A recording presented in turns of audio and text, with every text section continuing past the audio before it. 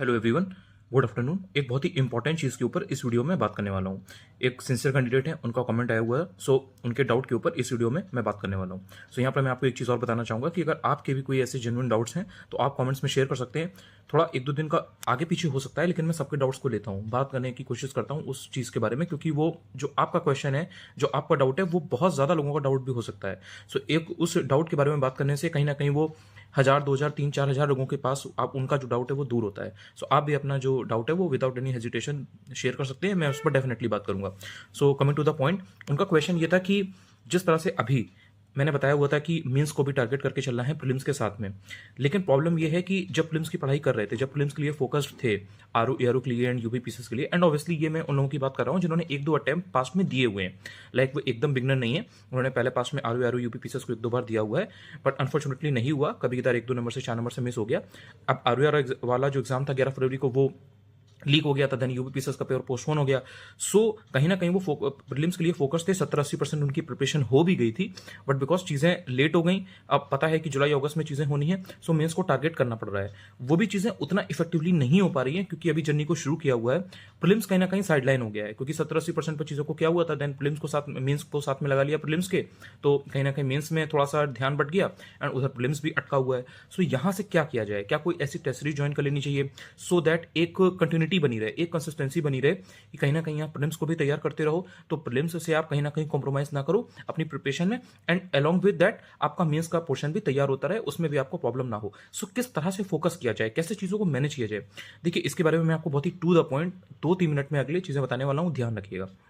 Prelims elimination वाला exam होता है, वो एलिमिनेट करता है। सपोज 10.5 लाख लोगों ने फॉर्म डाला है या 11 लाख लोगों ने फॉर्म डाला हुआ है, मान लीजिए कि उसमें 5 लाख लोग एग्जाम देने जा रहे हैं, तो 5 लाख लोग में से जितनी पोस्ट हैं और उसमें जितने गुना जितने टाइम्स लोग बुलाए जाएंगे, बस उतने ही लोग आएंगे। सपोज 4000, 5000, 6000 लोग जो मैक्सिमम है वही आएंगे, तो 5-6 लाख लोगों में से 4.5 लाख लोगों में से जो लोग अटेम्प्ट करेंगे पेपर, उसमें से सिर्फ 4-5 हजार, 6 हजार लोग ही आप मेंस लिखने वाले हैं, ये बात आपको पता है। बाकी की भीड़ हो जाएगी, वो लोग एलिमिनेट हो जाएंगे। सो प्रीलिम्स सबसे क्रूशियल होता है। आप किसी को भी सुनोगे, कोई भी अगर जेन्युइन इंसान है वो आपको ये चीज बताएगा कि मेंस की इंपॉर्टेंस अपनी जगह है, क्योंकि वही आपको सिलेक्शन दिलाता है, वही आपको फाइनल ऊपर तक ले जाता है। बिना मेंस के आप क्लियर नहीं कर सकते चीजें, क्योंकि वो एक प्रोसेस है। लेकिन जो प्रीलिम्स का एग्जाम है वो सबसे ज्यादा डाइसी हो गया है, सबसे ज्यादा कंफ्यूजिंग हो गया है। क्यों? क्योंकि यहां पर जो चीजें हैं वो उसमें आपको कुछ शॉर्ट शॉर्ट पता नहीं रहता है, ना कट ऑफ का आइडिया लगता है। सब्जेक्टिव एग्जाम भी नहीं है कि आप अगर अच्छा आंसर लिख करके आए हो तो आपको थोड़ा सा अंदर से कॉन्फिडेंस रहे। देखो एक बात समझो, जैसे एस्से है, एस्से अगर आपने बढ़िया लिखा है, जो भी टॉपिक है उसके बारे में आपने डायमेंशंस को खोला हुआ है, उसके बारे में बात की गई है, या जैसे अगर मेंस की आंसर राइटिंग है या जो बेसिक पत्र वगैरह आते हैं जैसे आरओ में, सो इसमें अगर आपने बेटर किया हुआ है ना, तो सब्जेक्टिव एग्जाम जरूर है, लेकिन आपको पता रहता है कि आपने पेपर को अच्छा किया हुआ है, तो आपको नंबर मिल सकते हैं, कम से कम मोर देन एवरेज आप लाओगे। तो कहीं ना कहीं आपने देखा होगा कि जब आप इंटरव्यू वगैरह भी सुनते हो तो आपने देखा होगा लोग आपको बताएंगे ये चीज कि मुझे थोड़ा सा कहीं ना कहीं ये तो पता था कि सिलेक्शन हो जाएगा, बट ये नहीं पता था कि रैंक इतनी अच्छी आ जाएगी। ऐसा क्यों होता है? ऐसा इसीलिए होता है क्योंकि उनके जो आंसर्स हैं या उनकी जो नॉलेज बेस है उसके हिसाब से उन्हें ये पता होता है कि ओके, मैंने इतना आंसर तो डिसेंट वे में लिखा ही हुआ है कि मुझे 8 नंबर के क्वेश्चन में 4 नंबर से ज्यादा तो मिलेंगे ही। तो ऑन एन एवरेज अगर उन्होंने 20 के 20 क्वेश्चन को अटेम्प्ट किया हुआ है तो मेरे यार 90 नंबर तो आ ही जाएंगे हर पेपर में। तो एक मोटा मोटा आइडिया आंसर को लगा होता है, इसलिए उसे ये लगता है कि ओके ठीक है, मैं नायब तहसीलदार तो पाई जाऊंगा, या मैं कोई ना कोई पोस्ट तो ऐसी पाई जाऊंगा। हाँ, रैंक का श्योर नहीं होता है कि डीवाईएसपी मिलेगा नहीं मिलेगा, एआरटीओ मिलेगा नहीं मिलेगा, एसडीएम मिलेगा नहीं मिलेगा। ऑब्वियसली वो किसी सब्जेक्ट में नंबर बहुत अच्छे आ गए तो आप 20 नंबर ज्यादा पा गए, आपका एसडीएम में हो गया। सो कहने का मतलब ये है कि प्रीलिम्स में ये चीज आपको नहीं पता लग पाती है। आपका पेपर बहुत अच्छा हुआ है, आपको लग रहा है कि ओके ठीक है, यारो यारो में मेरे 130 आ जाएंगे, पता लगा आपके 127 ही आए, 125 ही आए। बाद में जो आपने 5 गोले बबल किए हुए थे वो आपके क्वेश्चन गलत हो गए, सीधे सीधे आपके 7 नंबर 8 नंबर कम हुए एंड आप रेस से बाहर हो गए। तो प्रीलिम्स बहुत डाइसी होता है। यहाँ पर सिलेबस इतना ह्यूज है कि यहाँ पर चीजों को पिन पॉइंट करके टारगेट करके तैयार करना एंड उन्हें एग्जीक्यूट करना, अपने प्लान्स को, अपनी चीजों को जो आप पढ़ करके गए हो, it is actually very challenging. इसलिए प्रीलिम्स को अंडर एस्टिमेट तो होने नहीं देना है, ये आपका पहला थंब रूल है। मतलब आपको कोई कितना भी, देखो यार एक बात समझो, अभी जो टाइम पीरियड चल रहा है ये टाइम पीरियड है मेंस की चीजों को सेल आउट होने का या उनको सेल करने का। सो इस टाइम पर आपको हर कोई आपको मेंस के बारे में बताएगा, बहुत सारी चीजें यहाँ पर सेल भी मेंस की होंगी, क्योंकि प्रीलिम्स के 1 महीना पहले तो प्रीलिम्स की चीज बिकेगी ना, मेंस की तो बिकेगी नहीं। तो जितने भी बैचेस हैं, जितनी भी आपकी चीजें आएंगी, जितने भी इनिशिएटिव्स आएंगे, वो मेंस को ध्यान में रख के आएंगे, क्योंकि इस समय उस चीज की मार्केटिंग बेटर वे में हो पाएगी। लेकिन आपको बीइंग एन स्टूडेंट, आप बीइंग अ स्टूडेंट, आपको ये ध्यान रखना है कि आपके लिए क्या इंपॉर्टेंट है, आपके लिए भी तो वो चीज बेनिफिशियल होनी चाहिए ना। तो प्रीलिम्स को आपको कॉम्प्रोमाइज होने नहीं देना है, ये आपका पहला रूल है। अब इसमें क्या टेस्ट सीरीज ज्वाइन करनी चाहिए? टेस्ट सीरीज ज्वाइन करने का कोई बहुत ज्यादा फायदा भी नहीं है। मार्केट में आपको बहुत सारे टेस्ट मिल जाते हैं, देखो अगर आप कर सकते हो तो कर लो, there is no harm with that, ऐसा नहीं है कि कोई प्रॉब्लम है। लेकिन आपको मेंस भी करना है, आपको प्रीलिम्स भी करना है, तो अभी बहुत ज़्यादा लोड इस चीज़ का ना लो कि आपने कोई टेस्ट सीरीज ज्वाइन कर ली है, फिर आप हर संडे जा रहे हो। मार्केट में टेस्ट ईज़िली मिल जाते हैं, या आपके पास हो सकता है कि आप रिपीटर हो, मतलब आपने पहले भी एग्ज़ाम दे रखे हैं, तो आपके पास पुराने टेस्ट होंगे। उनको सबको टेस्ट को उठाओ, और हर संडे जो आपको अर्जुन बैच में, फ्री अर्जुन बैच में टारगेट्स वगैरह दिए गए हैं, तो उसमें जब हर संडे को एक टेस्ट आपको देना है, तो आप उसको दे सकते हो। उसके हिसाब से मत दो, कोई दिक्कत नहीं है, हफ्ते में 2 दिन दे लो, या आपने संडे को सपोज़ नहीं दिया, कोई आपको काम आ गया, कुछ इमरजेंसी आ गई, तो आप वेडनेसडे, थर्सडे में या ट्यूसडे में, या अपने हिसाब से किसी भी दिन उसको अलॉट कर लो एंड टेस्ट दे लो। उससे क्या है ना कि आप चीज़ों को फिक्स कर पाओगे, आपको लोड नहीं होगा कि आपको हर संडे को यहाँ जाना है, आपको हर संडे को उस पर्टिकुलर जगह पर जाकर के टेस्ट देना है। आप अपने हिसाब से किसी भी दिन, जब आपको सुबह, दोपहर, शाम, जब आपको टाइम मिले, आप टेस्ट दो, उसको एनालाइज करो। तो ये प्रोसेस आप करते रहो हर संडे, और 3 से 4 घंटे, मतलब मैं ये रिकमेंड करूंगा, if you ask me personally, अगर आप मुझसे पूछो कि आप क्या रिकमेंड करते हैं, मैं ये रिकमेंड करूंगा कि 3 से 4 घंटे कम से कम आप प्रीलिम्स को जरूर दीजिए। मेंस आप पढ़िए ना पढ़िए वो एक अलग केस है। आपके पास अगर 4 ही घंटे हैं तो आप पहले प्रीलिम्स पढ़िए, कम से कम प्रीलिम्स निकालिए, मेंस का मेंस में देखा जाएगा, क्योंकि जब आप प्रीलिम्स निकाल लोगे ना, तो मेंस में वही लोग होंगे जिन्होंने प्रीलिम्स निकाला हुआ है। सो आपको उनके साथ फाइट करना है। हो सकता है कि आपकी सब्जेक्टिव नॉलेज और जो इन डेप्थ अंडरस्टैंडिंग है ऑफ थिंग्स, वो इतनी बेटर हो कि आप उनके बीच में कॉम्पीट कर ले जाओ, जो आपके कॉम्पिटिटर होंगे मेंस में।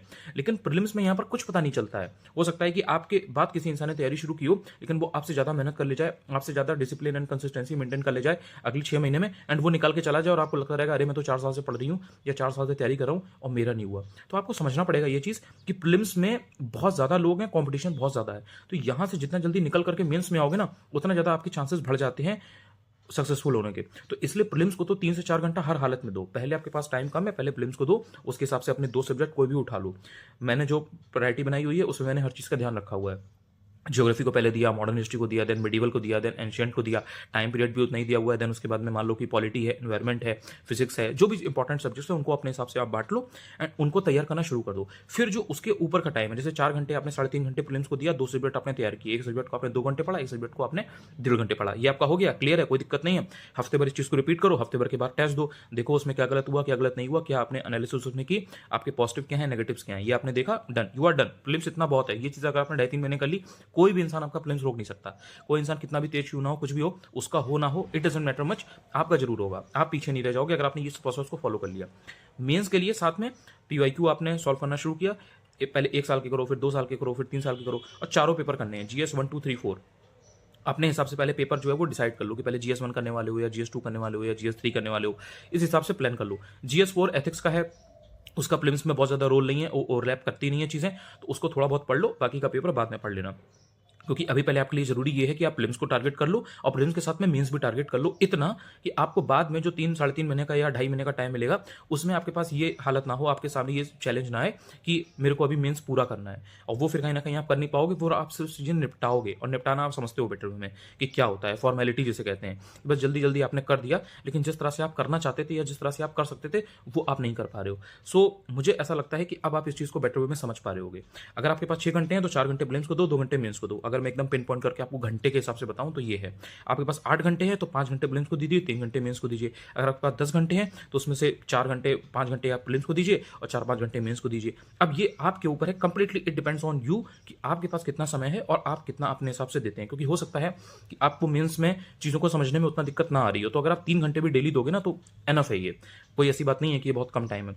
और अगर आपका प्रीलिम्स जैसे बहुत अच्छा है तो आप प्रीलिम्स को थोड़ा कम टाइम दो, लेकिन प्रीलिम्स को तो तैयार करना ही करना है, कोई आपको बताए ना बताए। देखो अभी बहुत मैं क्लियर बात बता रहा हूँ आपको, अभी यहाँ से टाइम बचा हुआ है, जैसे अभी पूरा अप्रैल ऑलमोस्ट पड़ा हुआ है, 20 दिन बचे हुए हैं। देन अभी आपका मई पड़ा हुआ है, देन जून पड़ा हुआ है, देन आपका कहीं जाकर के जुलाई में यूपीपीएससी का एग्जाम होगा। तो इस वजह से प्रीलिम्स को लेकर के लोग बहुत ज़्यादा, एक होता नहीं है, बहुत लथार्जी आ गई है उनके अंदर, बहुत ज़्यादा आलसी हो गए हैं, वो उस चीज़ पर ध्यान नहीं दे रहे हैं कि प्रीलिम्स एक्चुअल में कितना क्रूशियल है।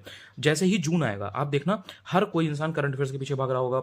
आपको history, geography, polity, economy, science, हर चीज़ के पीछे लोग भागते देखेंगे, क्योंकि जब एग्जाम के 1-1.5 महीने रह जाते हैं, जब पता लगता है एक्चुअल में 50 दिन रह गए, 60 दिन रह गए, तो इंसान मेंस के बारे में सोचता तक नहीं है। वो चाहेगा ना तो भी नहीं कर पाएगा। तो अभी जो पूरा जो एक सिनेरियो बना हुआ है ना, जो माहौल बना हुआ है, जिसे कहते हैं मौसम बना हुआ है, वो मेंस का बना हुआ है। तो हर इंसान बहुत ज़्यादा फैसिनेट होकर भी मेंस को पढ़ाई कर रहा है। भले ही वो उतना ज़्यादा कर ना पा रहा हो, लेकिन वो मेंस को लेकर के बैठेगा जरूर। भले ही उसे समझ में ना आ रहा हो कि सही प्रोसेस क्या है, कैसे मूव फॉरवर्ड करना है, क्या चीज़ें करनी है, क्या चीज़ों का दिमाग में कैसे ब्रेन स्टॉर्मिंग करते हैं, कैसे आंसर राइटिंग नहीं पता है, तब भी कर रहे हैं। क्यों? क्योंकि माहौल बना हुआ है, वो चीज़ करने में मज़ा आ रहा है, तो वो चीज़ हो रही है। जैसे ही आपके 50 दिन 60 दिन एग्जाम के रह जाएंगे ना यूपीपीएससी के, हर इंसान फिल्म्स के पीछे, फैक्चुअल चीज़ों के पीछे भागेगा, एंड देन पीवाईक्यू को शुरू कर देगा कि जल्दी जल्दी कैसे निपटाएं। तो अब मुझे लगता है कि अब इसमें आपको कोई भी डाउट नहीं होगा। अपने हिसाब से प्लान करिए कितने घंटे आपके पास हैं, और प्रीलिम्स को तो कॉम्प्रोमाइज़ होने ही नहीं देना है। जितने भी लोग मेंस की तैयारी कर रहे हो, अगर आपने प्रीलिम्स को नहीं निकाला, ये बात ध्यान रखना, मेंस की आपने चाहे कितनी भी किताबें खरीदी हों, चाहे आपने कितने भी कोर्स खरीद लिए हों, चाहे आपने कितना भी उसमें घंटे पुट किए हों, सब पानी हो जाएगा, पूरी मेहनत आपकी मिट्टी में मिल जाएगी अगर आपने प्रीलिम्स नहीं निकाला तो। और ये मत सोचिएगा कि फिर अगले साल काम आएगा, अगले साल काम आएगा तो फिर इस साल पेपर ही मत दो, फिर अगले साल ही देना। ये तो कोई लॉजिक नहीं हुआ ना कि इस साल नहीं होगा तो अगले साल काम आएगा, तो यानी कि आप पहले डिफेंसिव हो गए, आप पहले ही ये नेगेटिविटी लेकर के मन में चल रहे हो, अगर इस साल नहीं होगा तो मेंस की पढ़ाई बेकार नहीं जाएगी, अगले साल काम आएगा। अगले साल कुछ नहीं होता है, इसी बार का मानो कि इसी बार मुझे आर का मेंस करना है, प्री भी करना है, इसी बार मुझे यूपी पीसीएस का मेंस करना है, प्री करना है, एंड उसके हिसाब से चीज़ों को रिवर्स वे में प्लान करो कि ओके ठीक है, ये मैंने मेंस के 2.5 घंटे 3 घंटे निकाल लिए, इसमें इन एक सब्जेक्ट को मैं 1 हफ्ते चलाऊंगा, इन एक सब्जेक्ट को मैं 1 हफ्ते चलाऊंगी, देन उसके बाद में ये चीज़ें मैं करने वाली हूँ। प्रीलिम्स में मुझे 3 साढ़े 3 घंटे एट एनी कॉस्ट देने ही देने हैं। मार्केट से टेस्ट उठा लो, नहीं होंगे आपके पास तो कहीं भी आपको जो सही लगे अपने हिसाब से ज्वाइन कर सकते हो, उसके हिसाब से चीज़ें प्लान करके हफ्ते हफ्ते टेस्ट देते रहो। मार्केट से टेस्ट उठाने में फ़ायदा क्या रहता है कि आपने जैसे 10 टेस्ट उठा लिए, आराम से उसको 2-3 टेस्ट अपने हिसाब से रात में कभी फ्री हो, दिन में कभी फ्री हो, सुबह कभी फ्री हो, करते रहो। और DIS GS world 2 test series आपको बड़े आराम से मार्केट में मिल जाती है, उनको लेकर के लगाओ, बहुत सारी आप चीज़ें सीख पहुंच जाओगे। इतना ही अगर आप कर लो ना तो यही मोर देन इनफ हो जाता है।